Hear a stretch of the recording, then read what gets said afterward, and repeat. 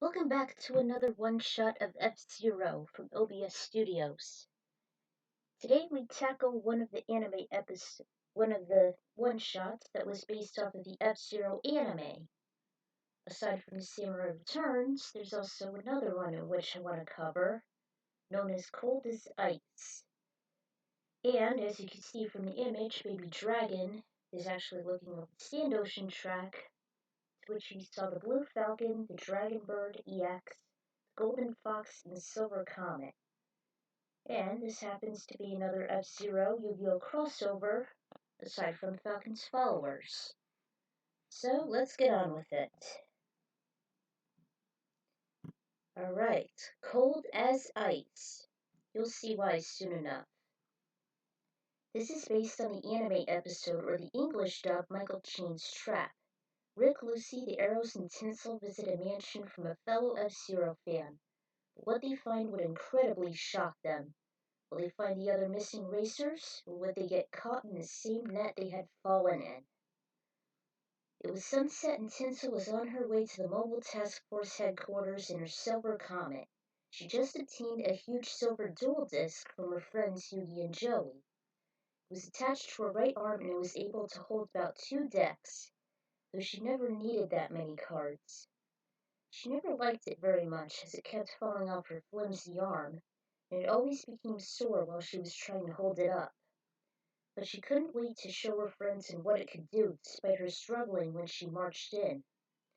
Out of all the racers within the precinct, it was Dr. Stewart that knew about those dual monster challenges. While it was rare to find compared to all the hype of the F-Zero races, he caught on the competitions, including the ones that took place in Battle City last year. And believe it or not, this was actually a homage to Dan Green's roles. I think it's a very nice contraption, Tinsel.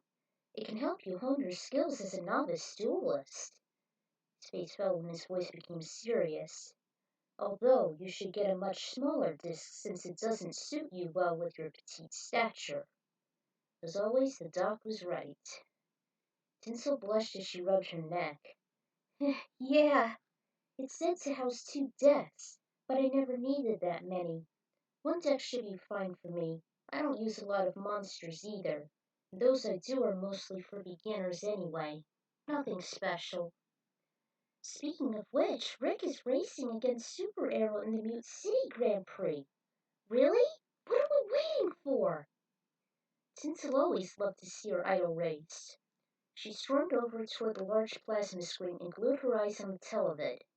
The Dragon Bird was neck to neck with the King Meteor, and Tinsel recognized it as the machine belonging to a superhero of sorts.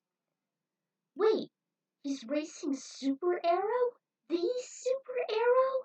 The guy that took F-Zero off suspension by convincing the Federation Congress 7 years after the horrific accident? Yes, the very same. I'll never forget that fateful race. Only he and I were the very lucky ones that endured the incident at Firefield unscathed. Well, actually, it was him and his father. His father actually raced, though he still attended the patients. Before he was about to explain more, he was interrupted by the commotion on the course. The King Meteor spun out of control, and Tinsel was ecstatic when Rick conquered the track. Out of all the 24 contestants, he emerged victorious. Moments later, the task force toasted him to a job well done. Cheers! You were great today, Rick. Congratulations! Yeah, what made you hustle so hard today, Ricky? Did you promise a pretty girl you would win her back the trophy? Rick just grinned. That is something you would do, Jack. I think he fought so hard to win that race because he wants whoever kidnapped those other pilots to come after him. Am I right, Rick? He wasn't wrong when it came down to it. Everyone faced him and gave him rare looks. He even had one himself as he looked upon his teammates. Then his cockiness got the best of him. Whatever happens, happens, I guess. Good night. He stood up and left. Everyone became silent in the room, all except Tinsel, who looked around with wide, wandering eyes. What do you mean? What has happened around here? Jody and Stuart explained that while she was hanging out with the duelists, which was difficult to juggle as a trainee on both jobs, racers have wound up missing. Those that came in first were ironically the first people to be abducted. They had faded into obscurity over the past few days. All the officers were so worried that the worst would come to him. That put Tinsel in a state of alarm. Oh no! She also remembered the Supreme Grand Prix champion. Well, I'm sure it's nothing Captain Falcon can't handle. I mean, if anything should happen to him, he'd be out in a jiffy. And even rescue the other racers. I just wish we'd find a way to contact him. He's a bounty hunter, Tinsel. He'd never want to be bothered by crises like this one. It'd be hard to reach him either way. Please be careful, Rick. Several days later, they saw Rick, who was so buzzed over the night's incident just after his victory. Hey, I just got a call from that guy, Truman, the one that got attacked after the race last weekend. It's Dream's birthday, and he's throwing a little party for us all at his mansion. Mansion, huh? That guy must be loaded. What is this girl like? You'll see for yourself. They're both huge racing fans, and I told them about you. So you're all invited too. That's great, Rick. I just love parties. How about you, EAD? You can count me out. I would not fit in a party. What do you mean? Just because you're an android? You gotta stop stressing about stuff like that, or you're gonna blow your motherboard. Mamma mia! If he got fried, he'd be offline for good. The detective backpedaled. I'm only kidding. Chill out. I'm not going either. Those shishi parties aren't for me. Well, that's very unusual, Jack. This isn't like you since you always wanted to be at the center of the action. The others couldn't agree more. Dr. Stewart entered. Are Super Arrow and his wife coming too, Rick? Yeah, what's the deal with those two? There are a couple wackos who think they're superheroes. They're the ones that keep the Zero in F-Zero. Team just chuckled at that, though Tinsel was a little more acceptable that since she was never crazy about him, other than putting the competition back on its feet from its 7-year suspension, thus F-Zero X. They never really did anything heroic in hindsight. Rick, Lucy, Tinsel arrived that night, and they couldn't believe their eyes. The entire lawn was completely trimmed so evenly from the hedges to the fresh grass, and it was glowing from all those little street lamps, highlighting the sides of the thin marble pathway. Led up to a 3-storied monster completely lit from the inside. Rick didn't exaggerate when he said it was truly a mansion, as if it could actually been seen from space. Truman and Dream were waiting for them, and the arrows who followed them there, on top of the adhered brick stairs. They escorted their guests inside, and they beheld a large dining area, complete with a massive crystal chandelier hanging above a long rectangular table covered by white satin. Butler, wearing a tall tux, served them caviar and fine china, as well as red wine and flutes. Wish I had caviar. Rick was sitting at the right side of the table next to Lucy, Tinsel, and the arrows. He became awestruck as he looked around. Wow, you inherited all this from your grandfather? That's right. He was in his 20s, had short, sleek black hair glistening under the fluorescent lights, narrow spectacles, and a green tightly buttoned top. He sat at the left side with his girlfriend Dream sitting next to him. She was a brunette with shiny, flowing, shoulder-length hair, then thin makeup, and wearing a white, elegant dress. I wish I had a grandfather like that. I wonder if he got Dream from his grandfather, too. I didn't. I met her a couple months ago, by accident. Truman flashed back to the time he first met her. It was at the dead of night in the middle of a quiet, mute city street. I was driving a bit too fast when I turned a corner, went into a skid, and flipped over. I was thrown from my car and got knocked unconscious. Surprising they had noticed that he never owned a hover car. Rick said before that his shiny large mini limo was just an antique on wheels. Dream just ran to his side, and Truman was covered from head to toe in filth and oil. "Are you all right? Try to open your eyes." He did, and smiled up at her weakly. His vision was going in and out. "Ah, that's great! You're gonna be fine." She never left my side. His mind then shifted to the moment he woke up in a hospital. Dream was right there beside him. "You should go home." She simply just shook her head, still had that sweet smile pasted on. "I call her my dream come true," he said as he faced her and returned to the present. "Well, I hope you guys are as happy together as Mrs. Arrow and I am. Happy as birds of a feather flock together, especially cuckoo birds." "Dream, did you fall in love with him right away, or after you found out he was rich?" "I didn't know he was a millionaire. I only knew I loved him." Voice softened at the other sentence. "I bet I can love a millionaire too, unless he didn't have any money." Tinsel appeared confused. "I hope you all have enjoyed your dinner. If you don't mind, I have something I want to show you. I prefer if you would wait here, Dream." She immediately obliged, though Tinsel forgot what it was her birthday after all. Super Arrow just ran on and on loudly with a huge grin. "As you know, I am a superhero, and as a superhero, I have a super feeling that you got a super special surprise from a super special someone waiting for you downstairs." More like your super ego."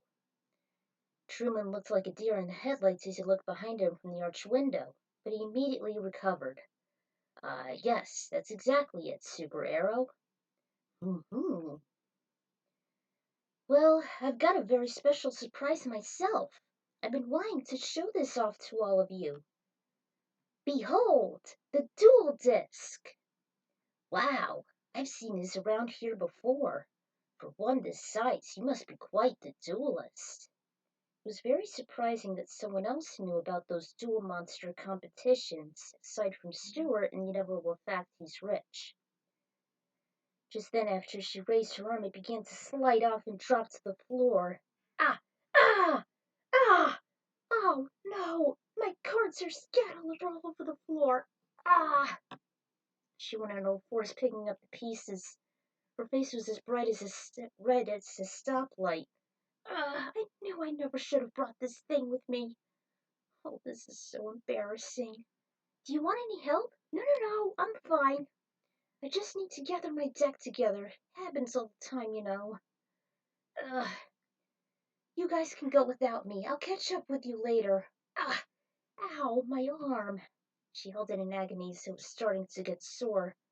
"God, I wish I could have found a smaller one." The rest of the party animals followed Truman down a dark room, never even bothered to turn on the lights as they were descending the stairwell. "Are you sure you're okay? Do you need like an ice slab or something? It can heal you instantly." "No, I'm fine. I just can't wear it as much. Oh, Dr. Stewart was right when he said it's not built for my stature." She rose up. Ow! Her head struck underneath the table. Talk about reinforced glass. Ow! By the time she finally resurfaced, Dream wanted to treat her minor strains and pains, but she refused. However, something caught her eye. The cinnabar glow shined close to the ground outside the tall arched rear-view window overlooking the yard. What's that ominous glow in the distance? Following the sight, she looked below and saw a very horrifying display of disarray. Outside, she instantly recalled the numerous F-Zero machines that were facing each other in awkward angles. She identified them as the wild boars. Every one was in ashen multicolors excepting the one smack dab in the center of the lush property, which to her knowledge belonged to Michael Chain. "Oh no, it's the wild boar! They belong to the bloody Chain! Hide!" "Tinsel, what's going on?" "Dream, I need you to hide somewhere. Get Truman, Rick, and the others and find a place to hide. The Bloody Chain is a dangerous street gang known throughout the galaxy. I thought we got rid of these guys. Okay, I'll go. No, wait. I'll go. I know Rick and Lucy better. Just please hide. She turned and headed toward another door at the right corner. Tinsel could have sworn it belonged to a closet. With her heart racing at the edge of her chest, she faced the opaque opening and slowly tiptoed toward the entrance. She then looked down and her eyes laid on something neon red. She ducked and saw Lasergate. From the upper floor at the corner, hiding the majority of it, she made out Rick, Lucy, and the arrows cornered against a wall, with Truman at the outside gleefully holding a small remote. Truman. This was all set up. So he was the one who captured all those other racers. Her expression changed to wonder. Was he working alongside the Bloody Chain all along? She then saw an attempt done by the foolish super arrow as he reached out and touched the gate, which was excruciatingly painful to the touch. And through eavesdropping, Truman was making some kind of deal with Mike. She slowly rose and then gave the hallways a quick scan. No one was there, not even Dream, nor any backup for her imprisoned friends, and the pseudo-superheroes never had their agonizing owl. Tinsel knew from that moment it was now or never. She realized the fate of Lucy and especially Rick were in her quaking hands. Without a choice, she grabbed her dual disc. She then found an old landline phone with a pointed receiver covered in golden lining and dialed the number for the Galaxy Police. Hello, my name is Tinsel Steelis. I'm at Truman's mansion and he's dealing with Michael Chain. Watch out for fireworks. Hurry, he's got a gun. As soon as her eyes spotted Truman, she ran toward the closet door Dream was in. Dream, you gotta break things off with Truman. He was in charge and plotting to capture those F-Zero racers. He just caught my friends. He's on his way outside to negotiate with the Bloody Chain. I want you to head into the basement and wait for me. He left us. He left us. But that's not what I'm gonna do. Okay? So glued her ear toward the door, expecting to hear a sound, but there was none. After a few minutes, she jiggled the knob, opened the door. They both stepped out. Go to the basement. Help should be on its way. Tell them what's happening. I'll hold off Truman and the Bloody Chain. She left without a word. Tinsel recalled last year when she was chasing Falcon to lightning, as well as the strategy she and the duelist pulled. She arranged some cards within her heavy dual disc. When she was ready, she hesitated at the front door. Knowing this was too easy, she found the back door instead. She was pleased with the mounting pull, but she wasn't too distracted. She passed a couple of advanced sprinklers, hoping she wouldn't arm them and get herself soaked. She crept her way behind bush after bush until she saw both Michael along with Truman and his gang. She nearly made out the conversation as Mikey congratulated Truman for trapping more F-Zero pilots, even those in the elite mobile task force and the retarded arrows. The task force would be vulnerable without their two champions. Once we capture the rest of those meddling officers, the universe shall fall to its knees, and then we shall make you as an honorary member sharing our blood. I'll do whatever you ask, Michael. Just as long as you don't harm my beloved Dream. No harm should befall any of you, Truman, as long as you keep the bargain. Together, we had already captured 3 sleazy F-Zero racers, and were this close to catch Captain Falcon in our net. She couldn't believe what the hell she just heard. Never mind, Dark Million. As long as we would rule all of Mute City, we would be unstoppable! Ha ha ha ha ha! Hey, Mikey! Remember me, you big black oaf? What? Who you calling big black oaf? I am Michael Chain, and this is my gang. We have some unfinished business to attend to. So why don't you do us a favor and beat it! Tinsel wasn't even intimidated when Rick entered her mind, filling her with courage. Never, Mikey, for you see, I am Tinsel Steelus, a member of the Elite Mobile Task Force, and I've come to force you to release my friends. Everyone except Truman laughed. Young yet foolish. The task force has already been locked up. You have no chance against the bloody chain.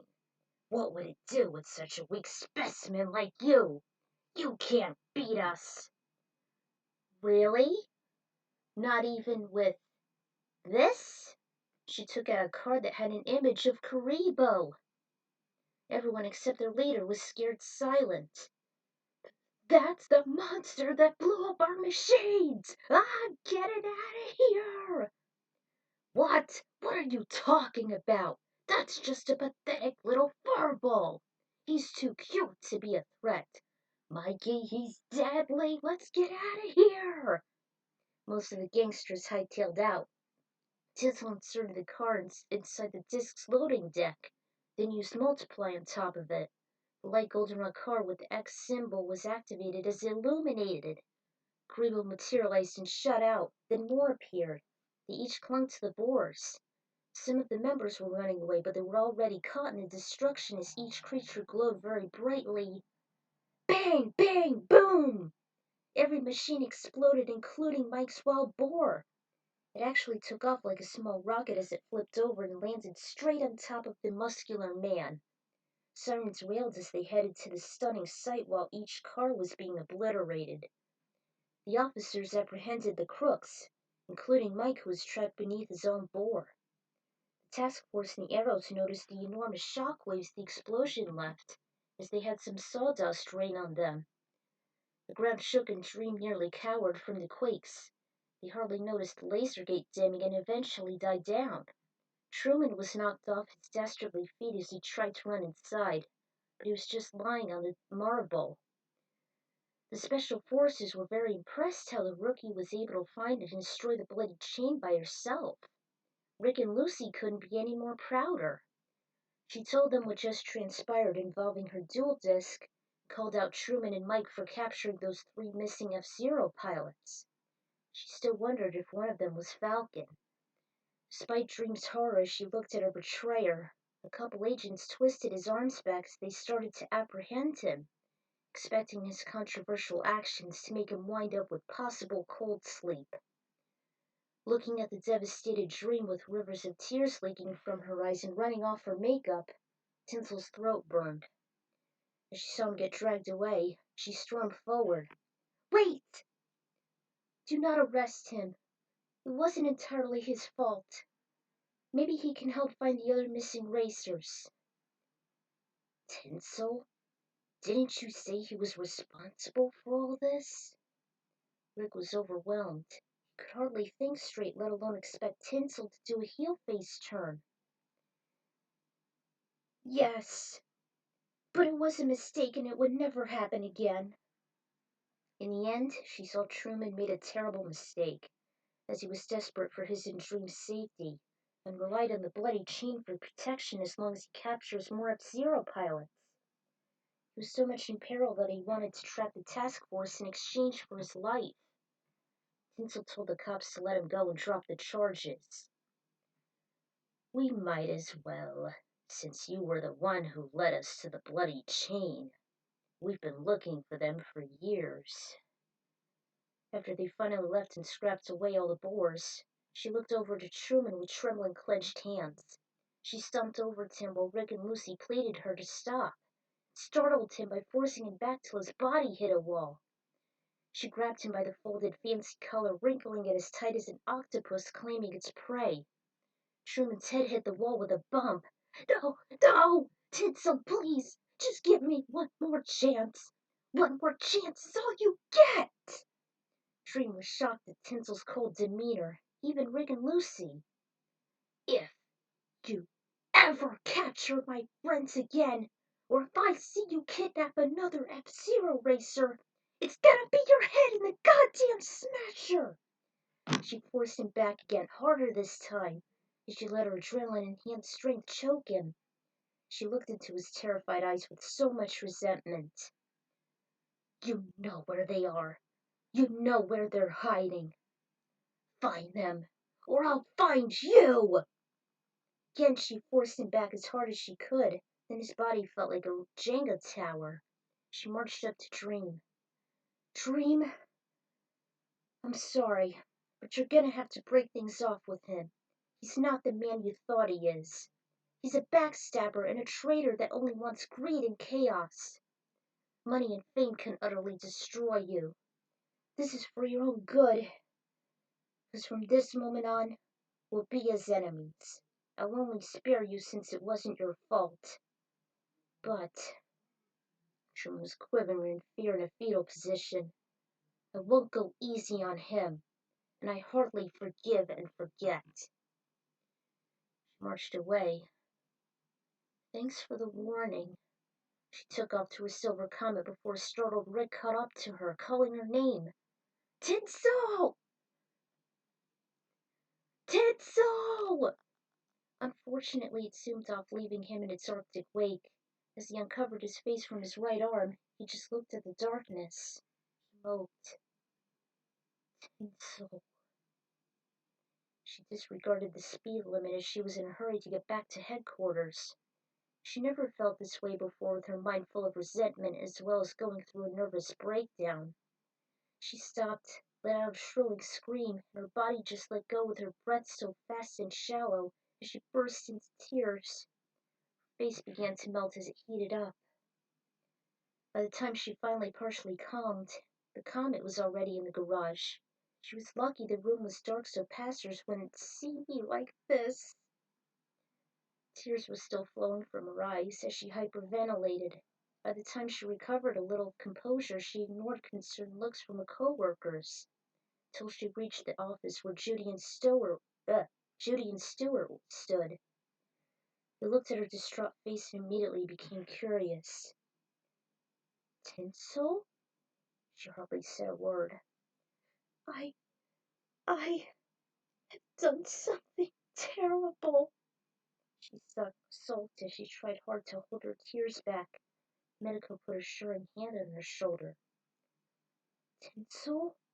What happened? Where's Rick and Lucy? Have you found anyone else? Her throat was dry. Doc, it was Truman. He was responsible for everything. Stewart and Jody escorted her to a seat and she filled them in. From the moment she saw the bloody chain awaiting outside, to the sight of Rick and the others trapped in the basement with Truman, to using her Karibo and overcoming the gang before the feds arrived. Needless to say, they were also impressed on her astonishing achievement, as a rookie of the task force standing up to a large chain gang by herself. I didn't know you had it in you. Jody, she just went through a mental breakdown. She's not supposed to make any physical aggression on a suspect. Maybe, but it was for self-defense, and Lucy Wheeler and the Arrows were spared. I know everyone has a breaking point, and so far, no other racers have been abducted yet, other than the last 3. Reports are yet to come in for the captor's whereabouts. However, she may need some evaluation. She looked at her broken face, then she led her to the lavatory and urged her to hang her head in a cold running faucet. Tinsel kept on breaking into tears and sweat as she made contact with the soothing sensation. The towel was there to hold her face down. Then when the faucet was off, she helped Tinsel dry it. Comet's pilot was nearly red as a bloodhawk. Her breathing was shallow. Jody recommended her to take tomorrow off for recovery and also to try and lie down as soon as she gets back home. She almost immediately obliged and thanked the 2 senior officers. Before she left, she spoke to Stewart. Hey, remember when you said that the Arrows put the 0 in F-0? Yeah? They do. Jody and Stewart then saw Rick rush in, wondering where Tinsel was. They assured him that she was just here and left toward her home. They now all realized that Tinsel can be as cold as ice and quite vicious, but only if she needs to be. Cyborg did appreciate her motherly instincts. Tinsel wished that her dark side, much to the horrors of Rick and Lucy, wouldn't prevent her from working with her friends again. Little did they know that Black Shadow had observed her actions from afar. Oh, she does have a dark side too, does she? His voice echoed in the vacant, dimly lit chamber. Then her dark persona can be put to good use. Skull, make the arrangements for our 150-year-old guest. Rick's reunion with her would be quite welcoming. As you wish, Lord Shadow. He wandered off, leaving the archdemon alone in his aspiration. I shall make use of your evil intentions quite soon, my dear Tinsel. Wow, this took February to get it done? Damn it. Alright, I'm not really going to do every lap in the anime, but I had a grudge with Truman for a very long time. His treachery made me go through the roof. Suspense was definitely a killer, and I never liked the ending when Dream forgave him as he tried to redeem himself afterwards. Every traitor needs to suffer from their actions, and so should he. The title was like a play on words for the Foreigner's song, and yes, Tinsel and myself can be as cold as ice, but it's not for no reason. Everyone does have a breaking point, and she was just pushed over the edge. Truman really did it for her, and Jody was actually sympathetic and impressed when she managed to overthrow and help catch the bloody chain for the feds. I'm sure the three so-called racers would be safe after the episode, though there was no wedding this time, just heartbreak. Like I said, Truman deserved the worst, and I was never a fan of the arrows either. Also, this fig reminds me of the hit Kelly Clarkson song Dark Side, as Tinsel showed hers. And it did have a little shout out to F-Zero GX, blah blah. So Black Shadow wants to exploit her dark prowess. Not sure what my next project is. Not from here, anyway. Till then, keep the faith, futuristic racing fans. Till then, this is the Ecron Writer signing out. I wish I would do these songs, but I could get in trouble due to copyright. So, see you later.